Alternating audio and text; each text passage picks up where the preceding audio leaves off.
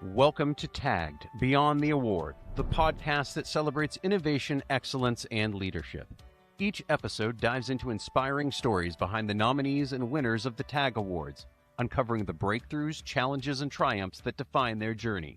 Whether it's cutting-edge technology, transformative products, or visionary leadership, we're here to explore what it means to stand out and shape the future of your industry. Let's go beyond the award and into the heart of innovation. Here's your host, Justin Starberg. Welcome back to Tag Beyond the Award. My name is Justin Starberg, and today I am excited to welcome, Susan, you and I go way back. We do. From PAIRELATIONS. Great to have you today. Thank you for having me. I think we met, I don't know, like 10 or 12 years ago working for an awards company together, or you were on the client side and I was working for them. And it was, I don't know, I can't believe our journey to this point. Yes, it's been a long time. The awards path is a long road with lots of rewards. Yes. Oh. Well, tell me a little bit about your organization and about yourself. Sure. I started my own consultancy practice actually this month, 30 years ago, when I initially moved to Colorado from LA, but I am from New York. And I started my consultancy because I identified a need in the marketplace for a sole practitioner who really was there at their client's side. And I say that then because it certainly has kind of segued into what I'm doing now. And for 30 years, I did primarily corporate communications, investor relations, public relations, and marketing communications. And obviously, our industry has been hit with many things along the way. The advent of social media, COVID, like many industries, the economy, and now AI. And over those years, about 20 some odd years ago, I began working in awards. And I started really enjoying it and winning. In fact, some of the awards programs have asked me to work for them, even writing some of the stories up of their winners, because writing is my craft, and awards writing in particular. And basically, I kind of have morphed into just doing that now for myriad reasons, but primarily I'm good at it. I've had a really great success rate. I think I've won hundreds upon hundreds of awards across so many different kinds of programs, whether it be tech, whether it be innovation, whether it be business, whether it's, management, and categories across programs as well. Yeah. I've always reveled at the fact that you're able to take the unique story of a company, a product, or even a person and turn it into a narrative that is easily digestible. I think you call it story mining. And I love that. I love that term. I love that thought, because it really is an opportunity to go deeper and wider in a space where often the companies are too close together. So, for those of us that are, novices at this, what is that? I don't think you're a novice. We go back 10 years, right?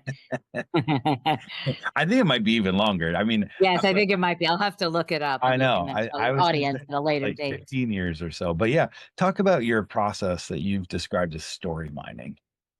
Well, perhaps some may think it's antiquated, but I don't. I feel that you still need that human touch when you're crafting a story. I'm a messenger, I'm a storyteller, and I can only find those things out by what I call story mining. So, you get a form from any organization, right? You have to complete that form so judges have something to look at. But if I am not doing my job and I'm just answering questions, I'm not gaining a keen understanding. And technically, I'm a salesperson. I am selling that story. While I'm the messenger for that company, I'm a salesperson for that company. So in order for me to sell that story, I have to know what I'm selling. And I can only really get that by engaging with the people who are passionate about what they want to be recognized in any program. So I'm only as good as what my clients tell me. And to make myself good at what my clients tell me, I have to do the digging. Yeah. You mentioned in a story offline to me that often because those executives, those people are so close to the fire, they miss these incredible details. You told me one story that helped inspire you was as you're talking to them, a client, they were saying, "Oh, well, we started off here and now we're here and now we've got this product." And you were like, "Whoa, whoa, whoa, whoa. Getting from point A to, point B, that is the story." How do you help them see that? Well, I think what I typically do, and I do have a special sauce and a secret special sauce, and I'm not going to give all my secrets away of my special sauce or recipe, but I do ask a lot of questions. And I think it isn't just the questions anybody writes in the entry form or anybody writes a form to get those answers from their client. It's it's a interactive conversation. So if I was asking you how you founded your company, you might say, "Oh, I set up, my shingle a couple years ago, and it was because I have a lot of experience."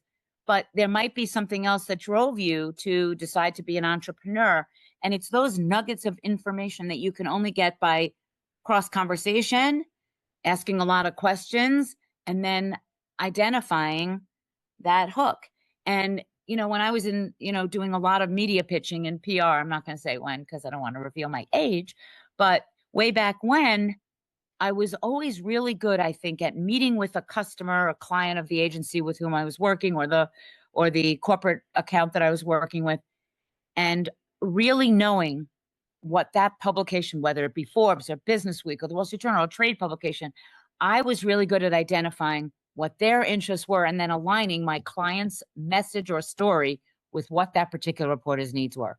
It's a skill set of matching. And if you talk to reporters or even judges, you'll find that what they're getting isn't what they're interested in. Right. It's that emotional anchor, that EQ as they call it. And in my opinion, you mentioned over the course of your career, the tools have changed, but people really haven't, right? I mean, they still want to resonate with a story. Yes, I think companies want recognition for their people, their product, their organization, their successes. And I think in order to achieve that, they need to really hone in on all the things that got them to the point of recognition. Some of it may not be relevant. Some of it may be a cumulative effort that you have to capture in a more, macro manner, and some may be micro in a Yeah. micro manner. And I think really knowing how to align that company's story with what judges are looking for, or a PR person aligning it with a reporter. And I give that analogy because that did give me a foundation for being able to do this. In the PR world, I was selling a story to a reporter. Now I'm selling a story to a judge. Yeah. I love that. Though, one thing I want to touch on is you mentioned sometimes it's companies want to get recognition for their people, or they want to get recognition for their product, or even the company itself. Why is third-party validation still so important? I mean, if people want to look something up, that they're going to go to ChatGPT or Gemini now or Claude or one of these other things and look it up. But I mean, what we say from the number of nominations that we're getting still is like, this is something that is still important to the business aspects of a company and their overall success. What have you seen change over the last, I don't know, 6, 12, 18 months or longer? Oh, well, third party endorsement has always been at the core of all these awards, whether it was 20 years, 25 years ago when I started doing this. If you asked a CEO, who would probably be a good guest for you, that I work with for many, many years, both on the consulting side, and then I was sort of like an employee, even though I was a consultant. He used he used these awards to reward and compensate his team. He gave them that recognition. So it was not only external third party recognition, but internally it drove his people. They wanted to be recognized. And when he went every year and said, "What do you have going on in marketing? What do you have going on in product development? What do you have going on in R&D?" He was able to pinpoint who he wanted to put up for those awards. And that's one company that over the years, I think I won hundreds. I once counted. I worked with this CEO for 20 years of my career in different roles that he held. So I think externally, it gives people a complete different look. The other thing, I look back at how what we've come to today is putting a press release on social media is a way to disclose it. And that's a third-party endorsement. It really isn't, right? When you put out a press release using a wire service to get that credibility is what you need to do. Or people are writing blog stories as if they're experts. They're not a reporter. A reporter is still that third-party opinion. So awards, I think, is the same thing. That third-party endorsement, whether it be from a company seeking to get it and then telling their customers, their people, their vendors, it's a proof point. And they're also using it internally in many, many ways. People want to work there, attracting talent, motivating your talent. So there's many aspects of that third-party endorsement that play a role in the importance of truly receiving an award. We've been fortunate to have a really great panel of judges this year, and several have mentioned the same thing. They had previously either run companies and since sold them, but all of them at one point or another also did the same thing. They used awards as a reward for their employees to give them the recognition and say, hey, that project that you gave yourself, 6 months to, 12 months to, like, this is the result. And other people are saying how wonderful it is too. And they would really use that to celebrate the internal achievements, because it's one of those things where I think it's so easy to jump from job to job to job to find a culture. And when you're able to look back and say, hey, job well done to your team, it does improve the culture and it does keep employees engaged. Absolutely. And motivated, and it helps attract new employees. That company won 6 awards last year. They must, and even HR awards. Right. They must be doing something right. Yeah. So where the awards can be so important to the overall, culture of the company, the growth of the company, validation of a product or service that it's a market fit. You and I have talked a lot about how often companies actually don't answer the questions. They don't ask the question. They don't answer the questions that's on the forms. Why is that? How do you help keep your clients disciplined? Well, I'm not a judge, but I've heard this from many people who are.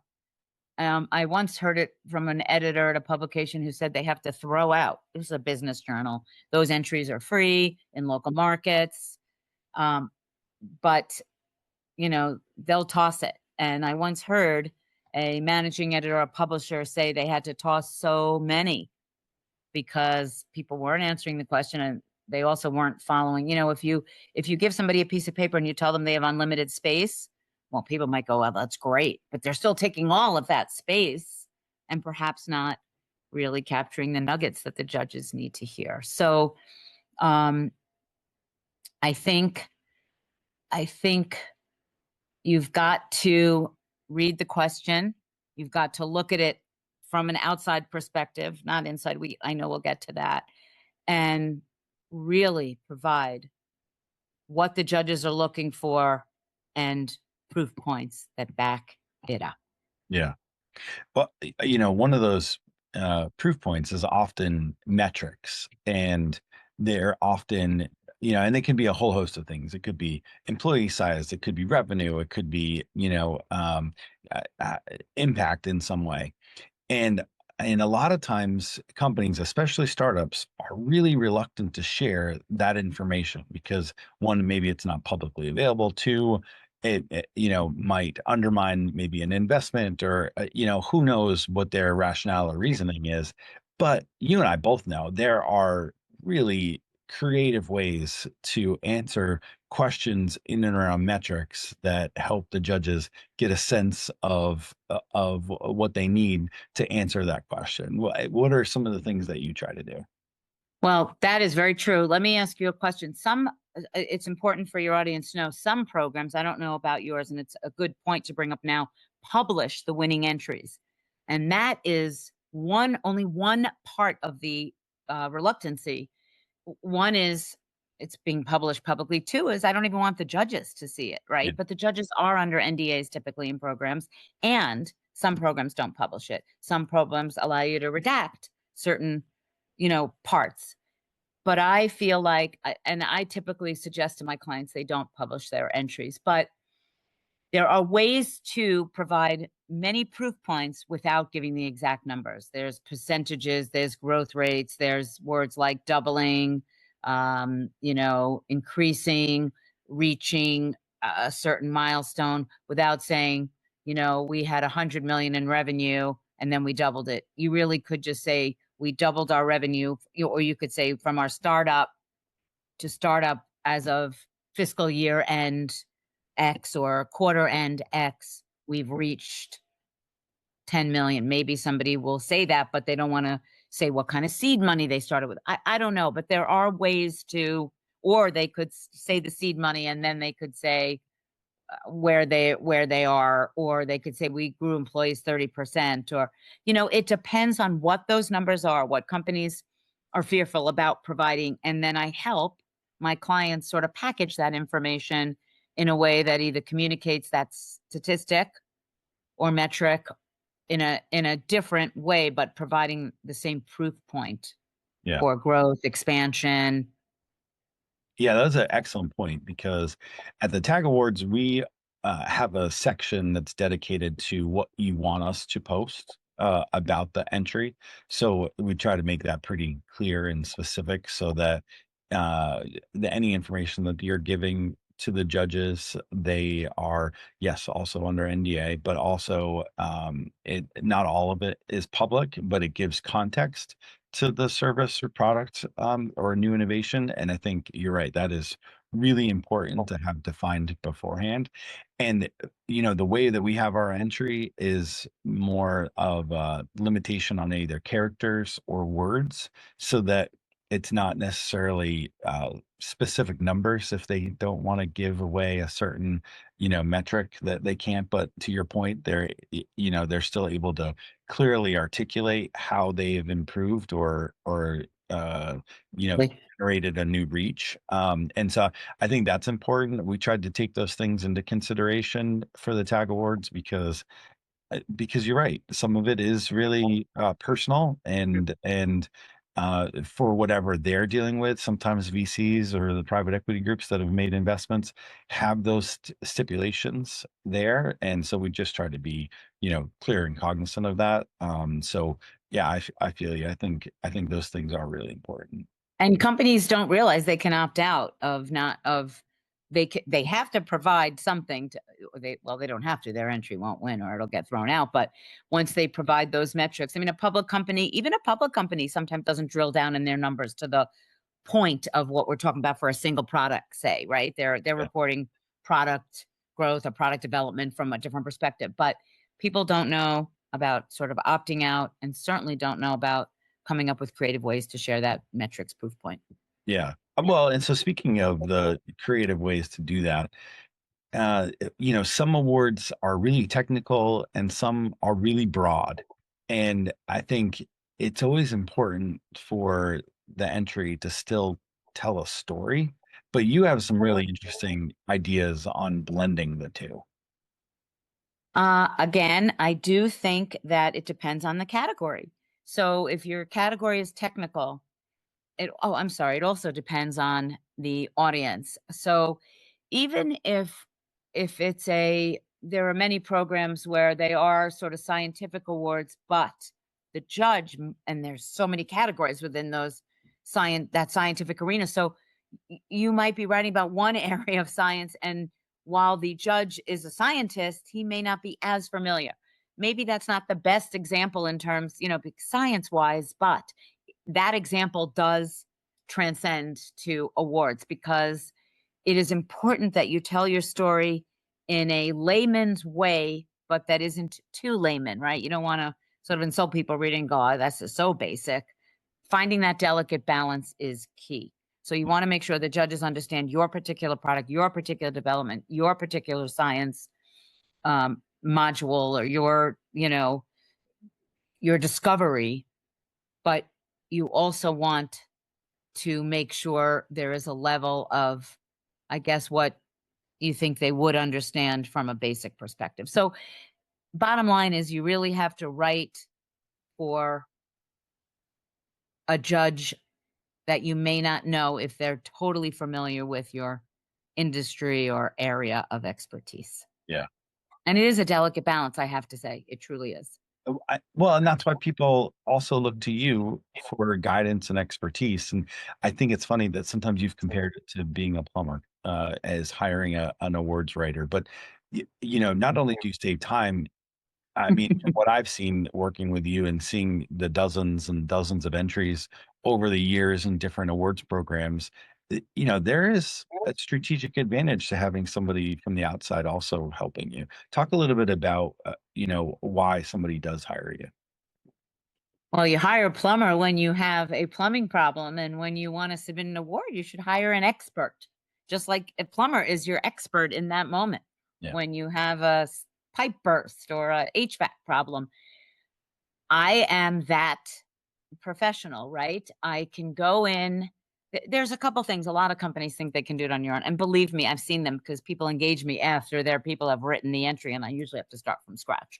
I do my mining and then I Yeah, yeah. create. But I think that it it it it has a lot there's a lot of credibility in having an outsider who comes in with a complete fresh set of eyes. People in your company have been so close to this story, or they're the developer and they see everything that's wrong and they see everything that's right, and maybe they can't find that sweet spot.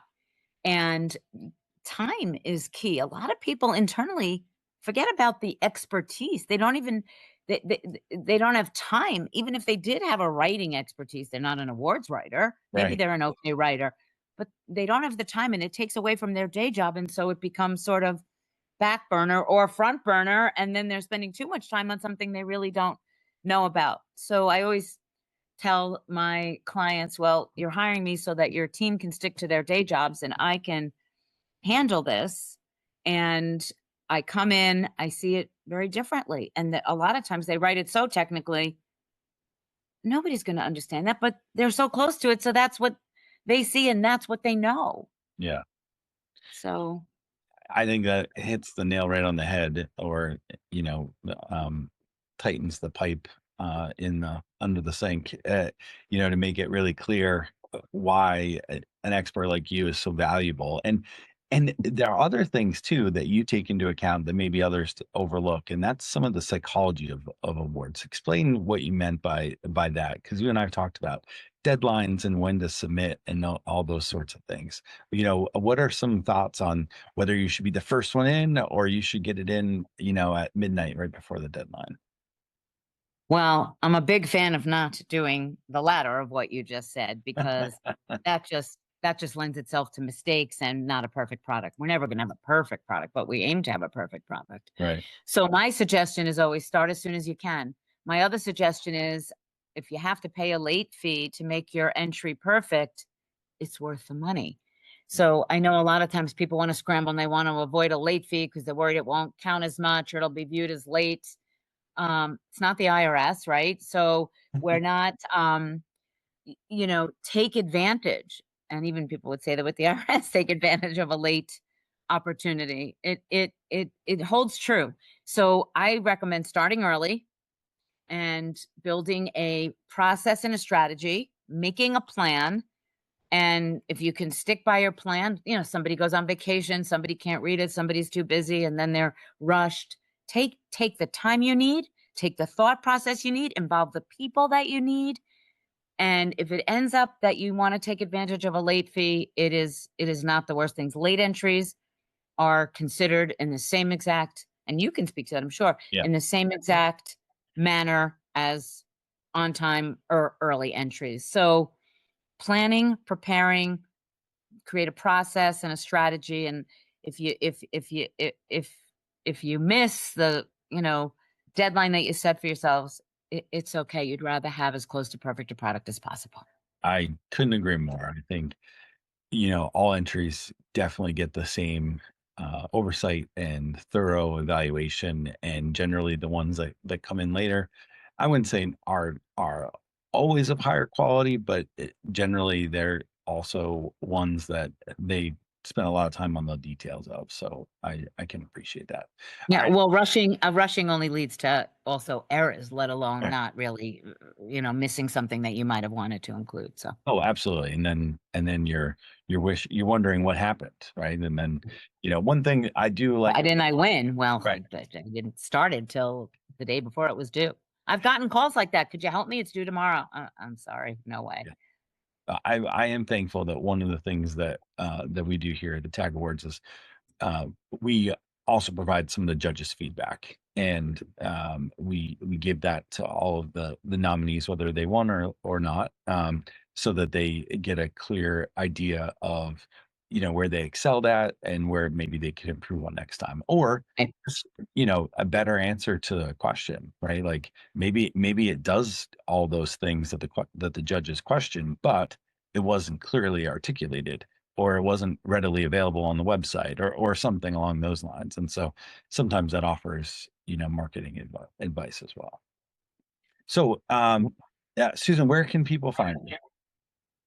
So, you can go to the awardsguru.com, and you can email me at theawardsguru@pairelations.com.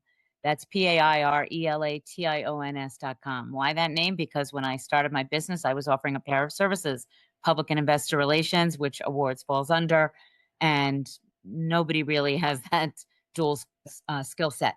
You can also reach me by phone at 303-518-7100, 303-518-7100. Those are all the best ways to get a hold of me. I think you'll put some of that out there Yeah, all that will too. be linked as well. Yep. Yes. And on my awards page, I do talk about some of the awards that I've earned, even in programs that honor you for how many points you scored overall. So I became a grand winner because I had so many entries that won or that scored very high in those programs. So they're called grand winners at a certain program. But listen, there is a plethora of awards out there. Another reason to hire someone like me is to be able to discern what is most applicable to my company and my story. And if you story mine and understand that story, then you understand what programs to consider. I have a long list of programs that I know are appropriate for many different stories. Yeah. And that's important too. Yeah, absolutely. I do appreciate that, and added to that list of excellent programs that you recommend. So thank you so much. Yes, tag is there. Thank you so much for for Thank joining me today. I really appreciate it. Oh, thank you for having me. I really appreciate it. And good luck to everybody in Thank their entries. Thank you very much. On behalf of my guest today, Susan Turkell of PAIRELATIONS, you've been listening to Tagged Beyond the Award. Until next time. On behalf of our guest today and host Justin Starbird, thank you for listening to Tagged Beyond the Award. We hope you've been inspired by the stories of innovation and leadership shared today. Don't forget to subscribe and join us for more incredible journeys behind the breakthroughs. If you or someone you know is leading the way in innovation, visit tagawards.co to learn more about how to get involved. Until next time, stay driven, keep innovating, and keep reaching for excellence.